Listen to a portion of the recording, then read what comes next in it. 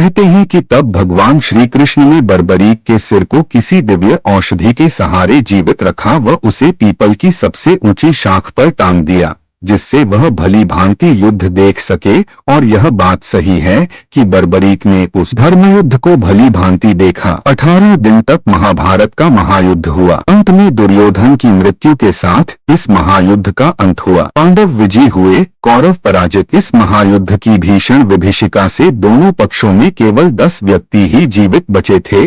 पांडव पक्ष में 5 पांडव, श्री कृष्ण व सात्यकी, और कौरव पक्ष में अश्वत्थामा, कृपाचार्य और कृतवर्मा। युद्ध समाप्ति के पश्चात भगवान श्री कृष्ण ने देखा कि पांडव अपनी विजय के मद में चूर है। उनका व्यर्थ का अभिमान दूर करने के लिए वह 5 पांडवों सात्यकी, द्रौपदी और कुंती सहित बर्बरीक के पास पहुँचे। बर्बरीक का मुखमंडल चमक रहा था। उसने आदर सत्कार के पश्चात पूछा, खो कैसे आना हुआ? सभी उनके मुख से अपनी अपनी वीरता की प्रशंसा सुनना चाहते थे। अर्जुन उनके मुख से यह सुनना चाहते थे कि मेरे समान धनुर्विद्या का ज्ञाता इस संसार में दूसरा कोई नहीं है। वह अपनी प्रशंसा स्वयं करने लगे। बर्बरीक, क्या तुमने इस महायुद्ध को भली भांति देखा है? बर्बरीक ने स्वीकारात्मक मुद्रा में सिर हिला दिया। अर्जुन गर्व से भरकर बोला, तब तो तुम इस बात को भी मानोगे कि यह युद्ध मैंने अपने बाहुबल से जीता है। 18 दिन निरंतर गांडीव की टकार से 10 दिशाएं गूंजती रहीं। भीष्म पितामह को मारना कोई हंसी खेल नहीं था।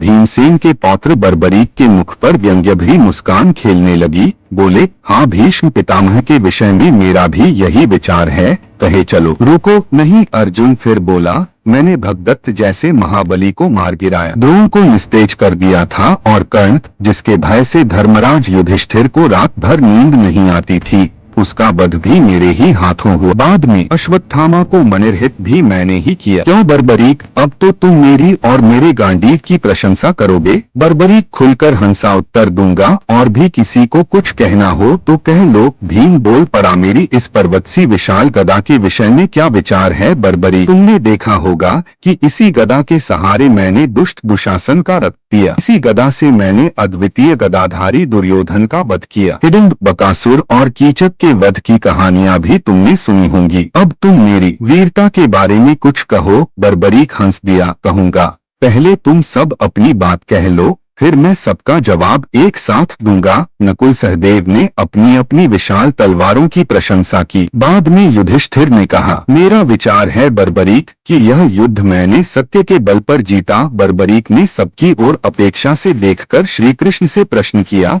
क्यों श्री कृष्ण, क्या तुमको अपने विषय में कुछ नहीं कहना है? श्री कृष्ण, जो अब तक सबकी बातें सुन रहे थे, मुस्कुराकर बोले, मुझे कुछ नहीं कहना बर्बरीक। मैंने योद्धा के रूप में तो इस युद्ध में भाग लिया ही नहीं। मैं तो मात्र सारथी था, रथ चलाता रहा, युद्ध देखता रहा, बस इससे अधिक कुछ नहीं किया मैंने। यह सुनते ही बर्बरीक खुलकर हंसा। उसके अट्टहास से 10 दिखाएं गूंज उठी। बाद में वह गंभीर स्वर में बोला, अच्छा किया श्री कृष्ण, तुमने सारथी के रूप में ही इस युद्ध में भाग लिया, योद्धा के रूप में नहीं। शस्त्र धारण करके भाग लेते तो संभवतः पांडवों की पराजय ही होती। नकुल, सहदेव और युधिष्ठिर को तो मैं महावीरों की श्रेणी में गिनता ही नहीं। रहे अर्जुन और भीम, ये महाबली अवश्य हैं, किंतु कौरव पक्ष के धनुर्धरों के सम्मुख ये दोनों भी अनाड़ी और नौसिखिए लग रहे थे। अकेले भीष्म ने ही समस्त पांडव सेना और पांडव वीरों का बुरा हाल कर दिया था। उन्हें तो इच्छा मृत्यु का वरदान प्राप्त था, भला इनके मारे वे क्या मरते? इस वृद्धावस्था में भी कितना तेज था उनमें मुख पर। बर्बरीक ने फिर अर्जुन की ओर देखकर कहा, मैं तुम्हारी बात का उत्तर दे रहा हूँ अर्जुन। जिस गांडीव की तुम इतनी प्रशंसा कर रहे हो,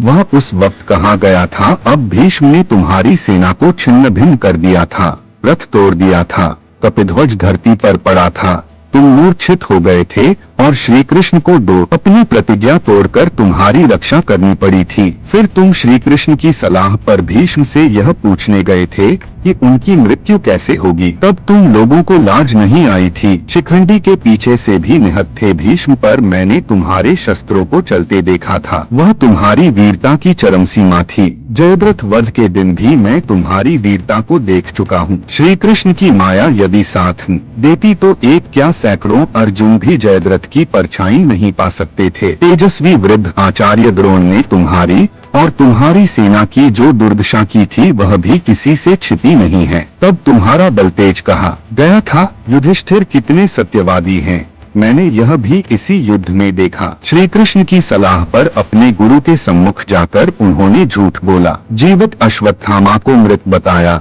क्योंकि पुत्र शोक ही उनकी मृत्यु का कारण हो सकता था। यह सुनते ही युधिष्ठिर बोल उठे, भूलते हो बर्बरीक, मैंने कहा था अश्वत्थामा मर गया है, किंतु न नहीं हाथी। बर्बरीक उत्तेजित हो उठे, क्रोध से बोले, नर नहीं हाथी, धीमे स्वर में कहा था, मन में कहा होगा। द्रोण केवल यह सुन सके कि अश्वत्थामा मर गया है। उसके बाद श्री कृष्ण और अर्जुन ने अपने शंख बजाने शुरू कर दिए। क्यों, यह सब पहले से ही निश्चित था न? बर्बरीक आगे बोला, सुनो अर्जुन, कर्ण के बाणों के सामने तुम्हारे दिव्यास्त्र कहाँ गए थे? उन बाणों को विफल करने के लिए उन्हें चलाया तो था, पर असफल रहे। क्यों, सच्चाई यही है न? श्री कृष्ण ने उस वक्त घोड़ों को बैठाकर अपनी और तुम्हारी रक्षा की, फिर भी तुम्हारा मुकुट कट गया था। और सुनो, निहत्थे कर्ण को मारते हुए तुमको लाज न आई होगी। अर्जुन हतप्रभ हो रहा था, फिर भी बोला, मैं तो रुक गया था, लेकिन श्री कृष्ण की मुझे आज्ञा मिली थी कि यही समय है जब कर्ण को मार सकते हो। यदि कर्ण रथ का पहिया कीचड़ से निकालकर रथ पर बैठ गया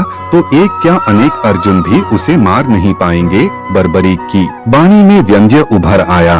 ठीक ही किया श्री कृष्ण ने, तुम्हें युद्ध जो जिताना था, मुझे याचक बनकर बेकार कर दिया। बलि भगदत्त की प्रचंड शक्ति को श्री कृष्ण ने अपनी छाती पर सहा, क्योंकि तुम्हारे शरीर के वह शतखंड कर देती। हाँ भीम, अब तुम भी सुनो, यह तो सच ही है कि तुम अतुल बल के स्वामी हो। तुमने निश्चित ही हिडिंब, बकासुर और कीचक को मारा, पर यह युद्ध तो गदा से नहीं जीता जा सकता था, क्योंकि इस युद्ध में इस युग के सर्वश्रेष्ठ धनुर्धर सम्मिलित हुए थे। धनुर्धर कर्ण के सम्मुख तुम्हारी गदा को क्या हो गया था, जो तुम जान बचाने के लिए हुए हाथियों के झुंड के पीछे जा छिपे थे। कर्ण ने अपने धनुष की डोरी तुम्हारे गले में डालकर तुम्हें बाहर खींच लिया था। वह चाहता तो तुम्हारा वध कर सकता था, किंतु उसने तुम्हें छोड़ दिया। और तुम्हें ही क्या, उसने नकुल, सहदेव और युधिष्ठिर को भी छोड़ दिया था। आज तो तुम सब अपनी वीरता की डींगे हाँक रहे हो, लेकिन यह भूल गए कि तुम उस महारथी से प्राण दान लेकर लौटे थे।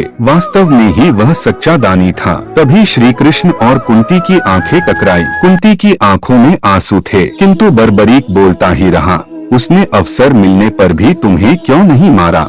यह वास्तव में अद्भुत रहस्य है। वैसे इस बात से उसकी करुणा तुम पर प्रकट होती है। जयद्रथ के सामने तुम्हारी वीरता कहाँ गई थी? उसने तुम्हें चक्रव्यूह में घुसने नहीं दिया था। सुनो भीम, तुम्हारे और दुर्योधन के बीच हुए गदा युद्ध में तुम अपनी महानता प्रकट कर सकते थे, किंतु वहाँ पर भी तुमने नीचता का प्रदर्शन किया। श्री कृष्ण ही के इशारे पर गदायुद्ध के नियमों का उल्लंघन करके तुमने दुर्योधन की जांघ पर गदा मारी। धिक्कार है तुम्हें और तुम्हारी वीरता पर। बलराम तो तुम्हें तुम्हारी दुष्टता का दंड देने उठे थे, पर श्री कृष्ण ने तुम्हें बचा लिया था, क्योंकि यह सब उन्हीं के इशारे पर हुआ था। धन्य था दुर्योधन, वीरता की लाज रखनी उसे आती थी। युधिष्ठिर के यह कहने पर भी हम पांचों में किसी को भी द्वंद्व युद्ध के लिए चुन लो। उसने अपने से बलि को चुना। यदि शेष चारों में से वह किसी एक को चुन लेता तो क्या होता? गदा युद्ध व मल्ल युद्ध में ये सब उनके सामने खिलौने जैसे थे।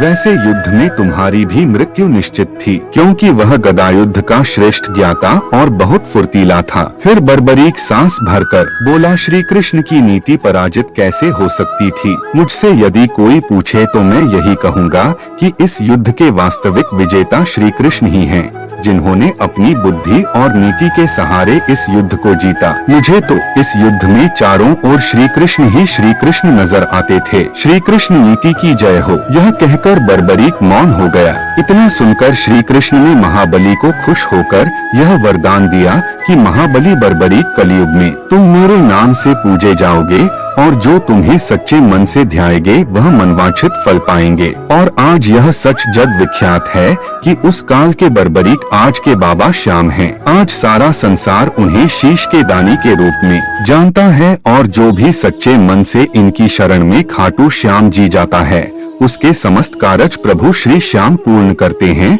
और उसके जीवन को सुख, संपदा व खुशियों से भर देते हैं।